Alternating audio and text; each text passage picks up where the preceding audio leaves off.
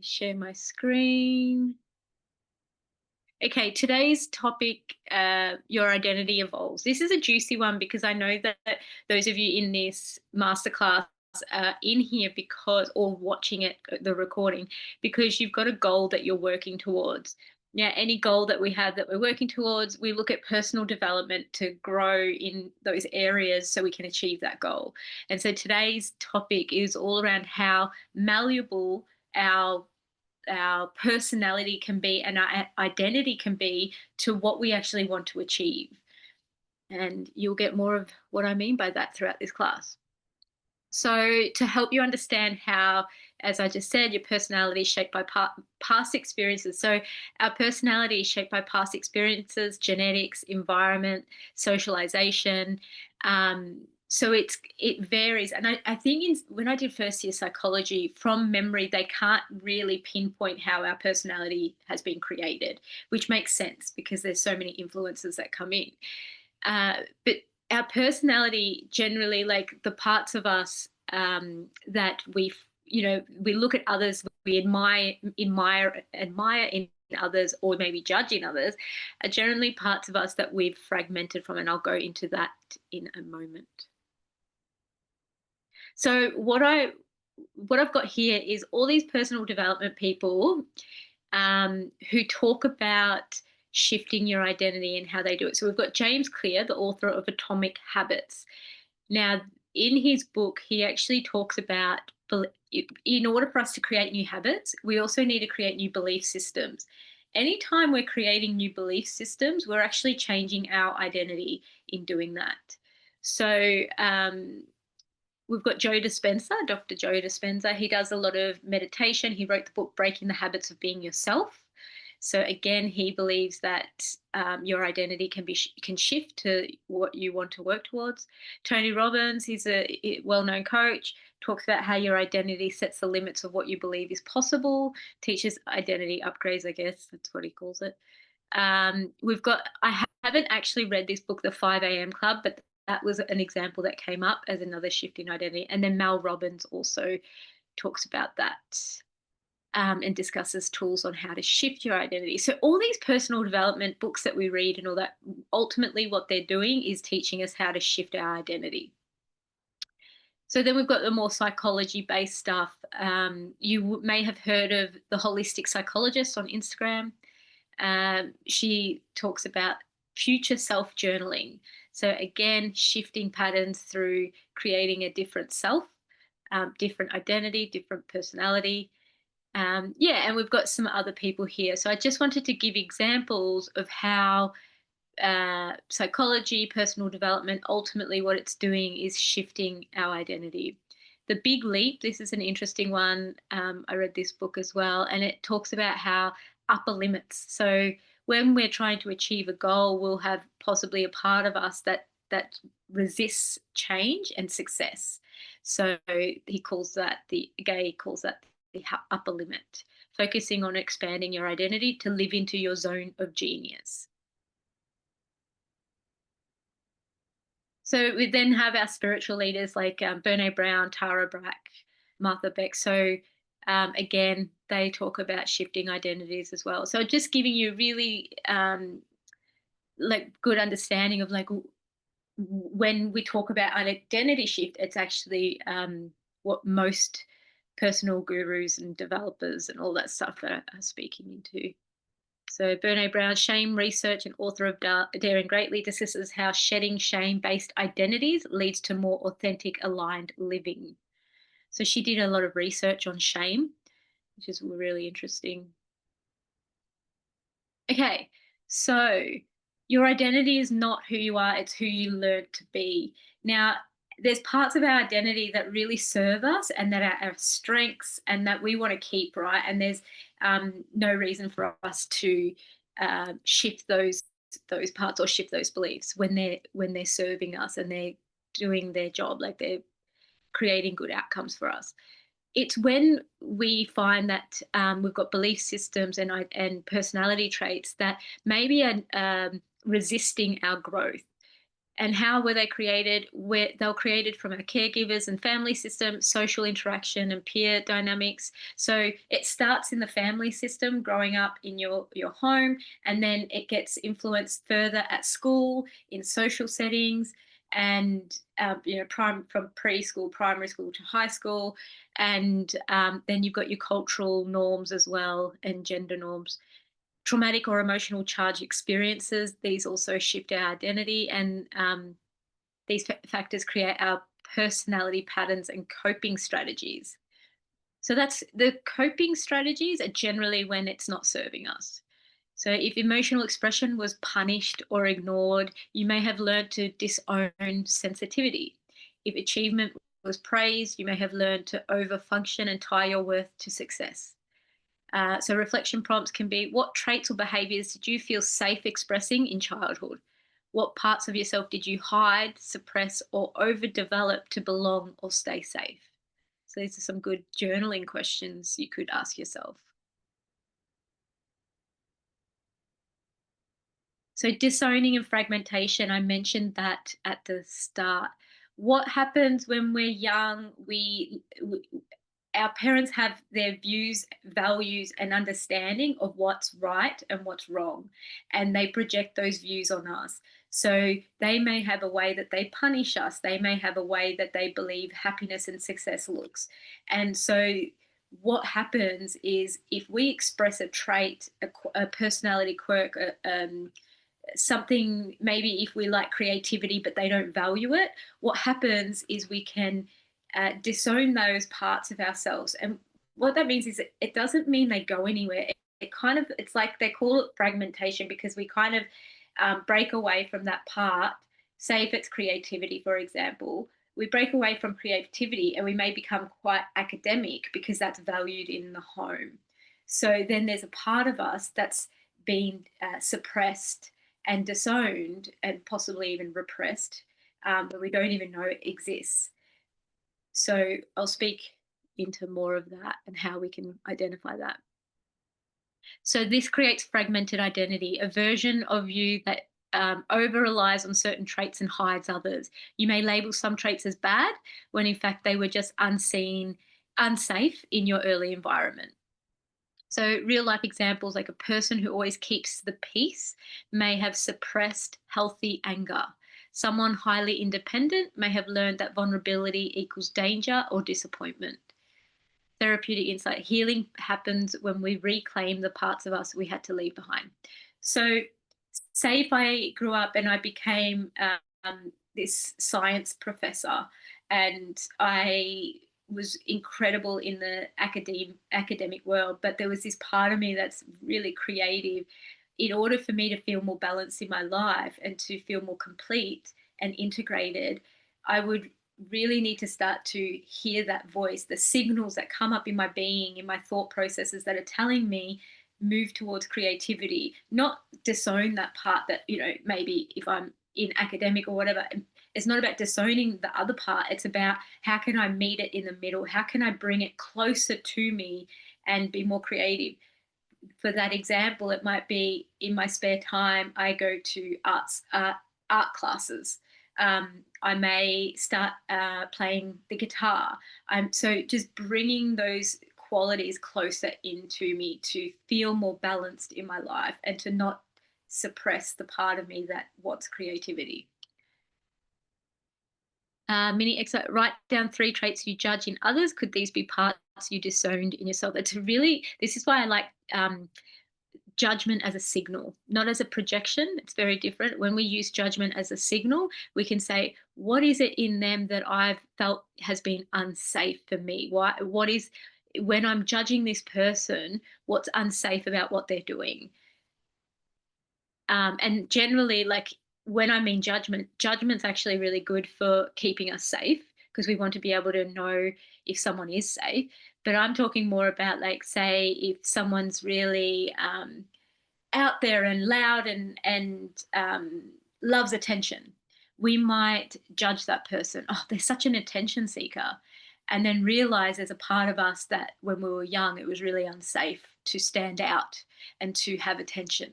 So It's very similar to our last masterclass in projection. So it's a good lead on from that. Identity is malleable, not permanent. Now, this came in fairly recently, but it's not new, but it came in fairly recently that we have our neurotransmitters and the ability for our brain to change is absolutely possible.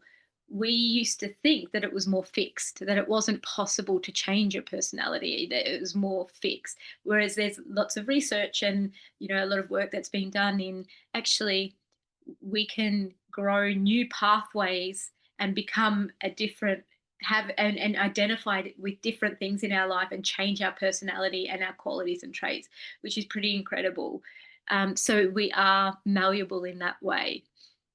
Your personality is a collection of habits, emotion imprints, learnt responses, and it's not fixed truth. New habits, conscious self-reflection plus conscious self-reflection equals identity transformation. Empowering reframe. Who I've been is not who I have to continue being. So how do we get to this place? How do we shift our identity, our habits, I would say? So I always talk about daily regulation practices, so self-care, and I'll go into more of that at the end. Inner child work and parts integration and trying new behaviors. So that would be very much doing things that are uncomfortable and working through that discomfort to get to a place where it feels more familiar. So it's exactly like maybe if you've never been to the gym before and you start going, it's so uncomfortable. You don't know what to do with the weights. You're seeing other people there. You don't know if they want to talk to you. So there's a social aspect to it too. So it can be very uncomfortable at first. And if you stick to it, you're often going to learn a lot along the way, but you'll get into this familiar place again. So it will be like this tension for a while, and then it will become familiar because you're used to it and you've built habits around it. And you the people that you see, you start becoming friends with them, or you may be polite and acquaintances, but there's more safety in that. But we do need to get through that uncomfortable stage first to create that familiar feeling. So reclaiming parts of you that you've learned to push away. This isn't easy work, but it's definitely possible. So it's not about adding more to yourself. It's actually identifying the parts that we've disowned and bringing them closer. It's that simple, but it's obviously there's reasons why it's not easy. When we judge or admire traits in others, we're often seeing parts of ourselves we've lost contact with, parts we're taught were unsafe, too much, not enough, or unlovable. The reason why this is the case is because if we can see something in someone else, the only way we can see something in someone else, whether it's a judgment or admiration, is if we have it within ourselves to be able to see that. So I'm hoping that makes sense to you. So the only way I know something is hot is if I know that I've learnt that that word hot is associated with something that I touch that is hot. So I know that about that. So it's the same with if I see someone's confidence, I have that confidence within me to be able to identify it within someone else. So the way I'm accessing it is by saying that person's confident, and I maybe can't access it within myself yet. So if we can see it, it means you have that trait. And it's just that you've felt unsafe to be in that space or to access it. So to evolve, we must bring those lost parts back into the fold. So what personality traits do you judge in others? Here are just some examples. She's so needy. You learned that needing others equals weakness. A consequence for this is struggling to ask for help, burnout, and feeling lonely even in relationships. He's so arrogant. You were maybe taught to stay small or humble to be accepted. You downplay your strength, fear visibility, and never fully step into your power. I mean, never's quite a strong word. They're too emotional. You are shamed or punished for being sensitive or expressive.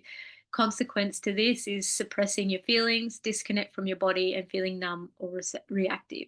Now, we don't do this on a conscious level. Obviously, it's been conditioned. Anything that is conditioned means that it's most likely an unconscious thing that we do until we start to learn these things about ourselves, until we start to, like you're doing today, learn about what projection is, and then what is our identity and how is it created and how can we shift it.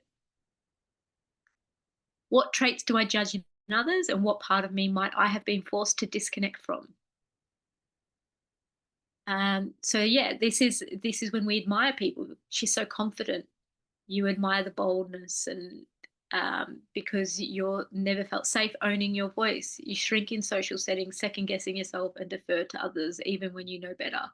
So these are just examples, real life examples of how it can show up when we admire things in others. And the really cool thing about this is that we can bring this closer to ourselves. It's just, and I'll tell you how that can be done.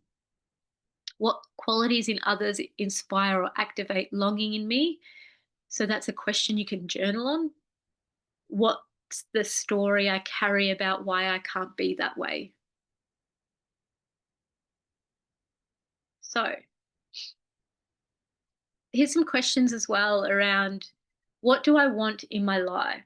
Goals and dreams. What personality traits and qualities would that person have? This is personally how I've also got to where I am today. I wasn't always doing this work. I was actually completely in a different industry, and I was very lost at one stage in my life.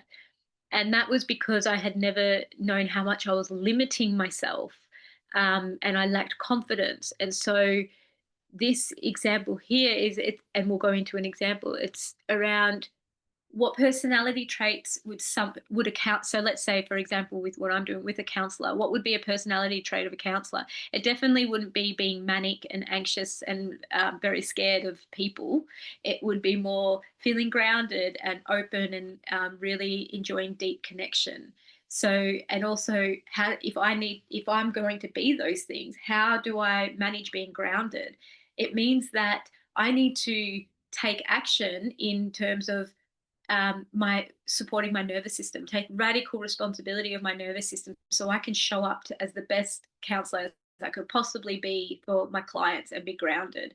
So that was something I needed to learn back when I was more anxious, back before all of this work, is how can I start to regulate and ground myself so I can be the thing that I want to be. So here's an example. Some of you may relate to this. I want to find a career I genuinely love, something meaningful, aligned with who I am, where I feel excited to show up and where I'm valued for my natural gifts. I want to take up energy. I want to wake up energized, feel proud of what I do, and make a sustainable income. Now, this is actually what I wanted before I got into counselling as well. So this is, I feel like, a very common example for people who are looking for a career that gives them more purpose. So, what personality traits would come in here? We've got what version of yourself? So, to step into this, curious, willing to explore possibilities without needing certainty right away. Now, as I go through these, this doesn't mean we need to be perfect in this. This is not what I mean by without needing certainty right away. It can be that we can have both. So maybe I need some certainty and I'm curious at the same time, but I don't allow the certainty to stop me from exploring. So that's what that kind of means. Brave, takes action even when it's uncomfortable. Self-aware, knows what lights them up and what drains them. Self-awareness, that comes with more inner work and like asking yourself questions, being curious. Resilient, doesn't make rejection or confusion mean something bad about them. Now, with this, it's important that we know that I can take it personally and work through that. So it doesn't mean I'm just resilient, and if I get rejected, I don't get confused. It means that if I do get confused, I don't allow that to make me feel stuck and stop me from going for it. I just say, oh, okay, I think I'm taking it personally, and become aware of my process. Authentic leads with who they really are, not who they think they should be, and proactive. Doesn't wait to feel ready, experiments and takes initiative. So here's examples of actions that you would take. So the first one was personality traits, and then to shift the identity, you would take action. So I've got here to get support, because this is not changing our identity and personality is one of the hardest things that we will ever do in life. And not many people can do it either, and are willing to do it. So having support from someone, if it's not a counsellor, if it's not, just someone that's probably gone through something like this, I would suggest too. Journaling and reflecting, talk to people in the field, trying out side projects. So these are all types of actions you can take. Updating your resume. There's the practical side of things too. Explore career coaching, mentorship, anything like that as well. Belief systems. So this is where we've had the first one was personality traits, action. And then we also need to look at our belief systems. So in order for us to shift, all three need to really come in. I think there's 4 aspects. I don't have to get it right. I just have to get started. Now, that's what I was saying before. It's not about when you're in the process, it being perfect or right. It's about actually just doing it. And then you'll probably fumble along the way. But as long as you keep going with the support. Clarity comes through action, not overthinking. So these are like kind of belief systems more on the surface, just affirmations, I would say. And then underneath is more of like the core beliefs. Like, what do I need to really believe in myself to shift? Like, what is the shift? So for me, it was I have value to offer. And that was something to start my own business in this work and to run masterclasses. I need to know that I have value to offer. Before, that was not something that I had, which is why I was in the industry that I was in and I wasn't doing what I truly wanted to do. So in order for me to get here, I really needed to step into that belief, that core belief. I have value to offer. I am worthy to be happy. That's meant to say I am good enough. I am enough. So these belief systems, we can't just change them from saying it. We know that, right? We know that we can't just say it and then boom, it's changed. We need to take the action as well as know what direction we're going in, which is why all of them together is powerful. When I mean all of them together, I mean like personality traits, action, belief systems, and then nervous system care. So nervous system care is then checking in, knowing where you are on the nervous system ladder. What am I feeling? What am I noticing? Maybe when noticing when fear comes in. Self-care, so caring for your nervous system, understanding your fears, seeking support and therapy, healthy habits and routine. So that's, your food, your movement. So it's a real holistic approach. And then understanding your window of tolerance. Now, I know this is a lot of information, so it's not about doing all of it at once. It's about when you create your goals, creating a plan around all 4 of these sections that I've brought in. And that can be, even if you rewatch the video, you'll see, okay, first one's personality traits, second one's action, third one's beliefs. And this is no order either. It's just how I've put them in. Third one is belief systems, I think it was. Yeah. And then the 4th one is nervous system care. So it's taking a really simple approach and putting in your goals into each one of those areas. So why therapy and support? Obviously, I am all for it, because what I've noticed, especially in my practice too, understanding your parts that were pushed away alone brings up a lot. It brings up grief, sadness. It brings all sorts of emotions, because we've disowned those parts for very good reason. And it's important that we take it slow and acknowledge why we've pushed those parts away. See and feel those parts in a safe environment. So they'll make us sometimes feel emotions that we probably haven't felt in a long time, which can sometimes make us feel unsafe and uncomfortable. Some people can feel terrified to integrate that part of themselves. And that's because it was terrifying to be that when they were younger. So there's a conditioned association with, if I am seen, it may bring in terror. Because when I was seen as a young kid, I may have been bullied, I may have been hurt in some way. So, really understanding that changing identity can't really come from just reading a book. It needs to be a holistic approach that supports your entire being. Reading a book's a good start and maybe a catalyst, but it definitely, there needs to be kind of like a community around you to support you with it. Unpack the experience. That's what you do in therapy, because you'd want to be in a safe space, unless it's like more lighter stuff that you feel you can journal on and things like that, which people can absolutely do. Learn how to rewire your nervous system so it feels safe enough to reintegrate these parts. That's what I was speaking into, when it feels really uncomfortable and unsafe for a small period of time. And then if you're consistent with that thing, such as what I was talking about with the gym, then you'll start to feel safe and familiar with that environment. It's the same with any habit that we're shifting. With the right support, you move from coping to feeling more balanced and integrated. Okay, this leads us to questions. A lot of information. Again, how did we go?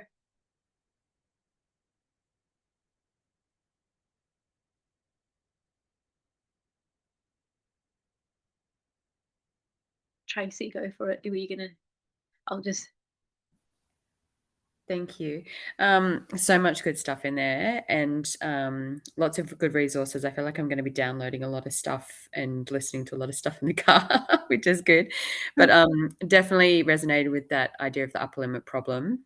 Mm-hmm. One of my big things definitely is just not wanting to be seen, and that's lack of confidence. So I know that I often would judge that in some people as being over the top, but I also find in my friendships, my really close friendships, I tend to lean towards alpha females because I value, their confidence and how they sort of conduct themselves, and so I want to sort of surround myself with them.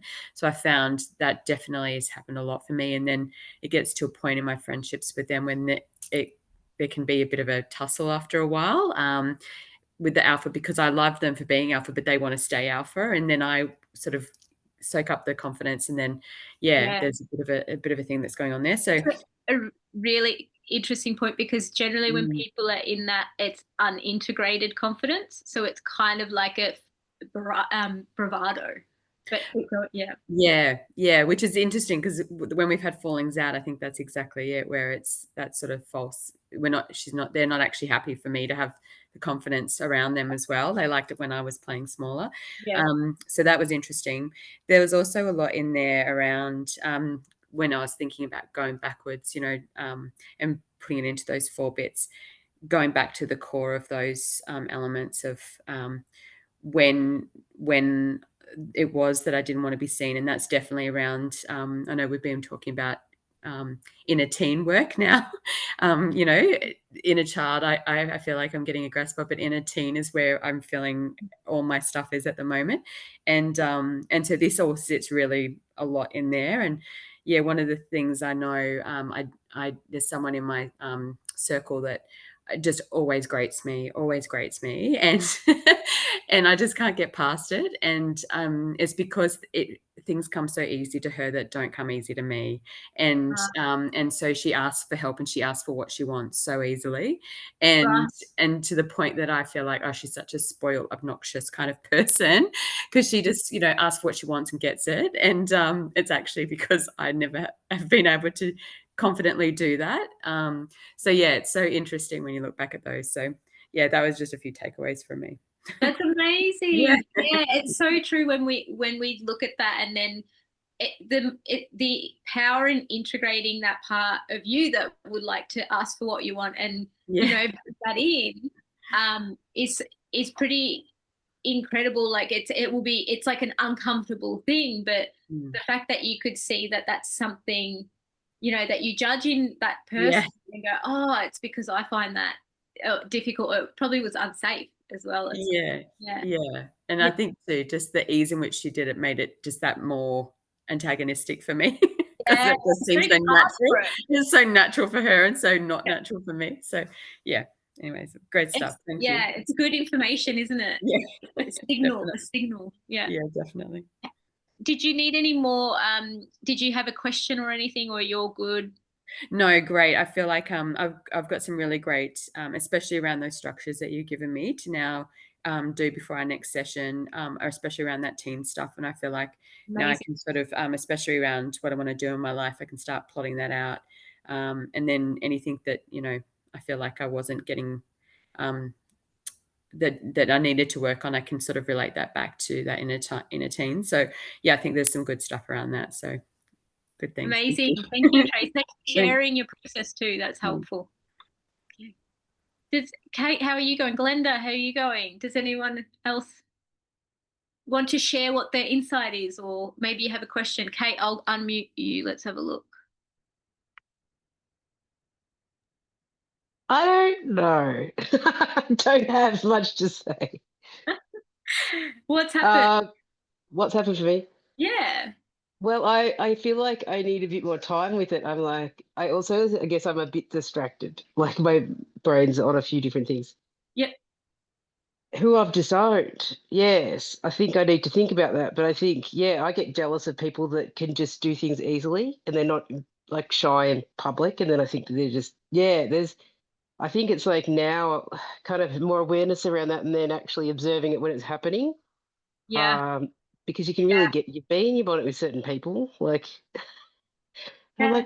I'm like, that's interesting. Because, like, really, yeah, I think that one asking for things and you're like, the person wants just to get what they want. Like, it's really annoying.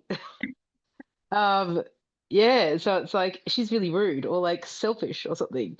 When probably you'd be not, yeah, be able to just say what you want. You're not always going to get it, but Yeah. so I guess just learning about that. I Fantastic. still love your saying, and I wrote it down, and I want to make it into a giant poster of take radical responsibility for your nervous system. Yeah. I think, yeah, I tried to do that yesterday morning, and I was like, because it's the beginning of everything or the end of it. Yeah. Like I just feel jangled. I don't even know why.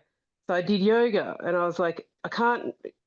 Instead of going and just going out and chopping firewood, I was like, I'm not allowed to do anything until I like tried to make myself feel better first. Like, Great. um, yeah. So taking responsibility for that. Just go, Yes. come on now. You know the gym's good for you. Just Oh, yeah. I that's don't know. So that's music to my ears, Kate. yeah. So otherwise, but I still got a little bit to learn, I guess, with this. Uh, I'm really interested. I guess I'd probably need to unpack it with you about, like I'm a musician that can't play in public, and yeah, I'm probably jealous of people that can just be not introverted or whatever you want to call it, or just uh, and did I shut all that just that because I was always told to be quiet or whatever, and yeah, is it just this part that's not safe? Maybe that's why I'm so held back by it. Maybe it's not safe for me to actually express myself. So it's actually terrifying, and it's not like it's out. Yeah, so maybe I just had an epiphany. Don't know. I don't Yeah. know. It wasn't safe to be like, well, me or like, yeah, all out or anything. So it's yeah. Yeah, I never thought about it as in terrifying, but yeah, I've had so many experiences over the last week where I'm like, why am I feeling these things? Which I've written down to bring to you. Like just Yeah. triggers, but it's so interesting anyway, isn't it at all? Incredible. And having that observe, like, so what you're telling me sounds like your observer's really online now, and Well, you're I feel like I'm like always having these feelings which are annoying, and I'm like, it's like I'm getting triggered all the time. But on the other hand, I'm seeing that it's happening. yeah. Yes. So um yeah, it's like I think I've got in my head that survival, like that I did everything in survival. It's like, how about now I don't do everything in survival? So that's about the grounding, right? That was my theory. Yeah, absolutely. You have Everything was in survival. It was like, I'm like, why can't I just cut the firewood? It's actually a pleasant task if you're not in survival. Like, or everything Yeah. was like, yeah, like whatever I had to do was like, so just going, yeah. So anyway, that's where I'm at. But yeah, it's a lot in my head rolling around.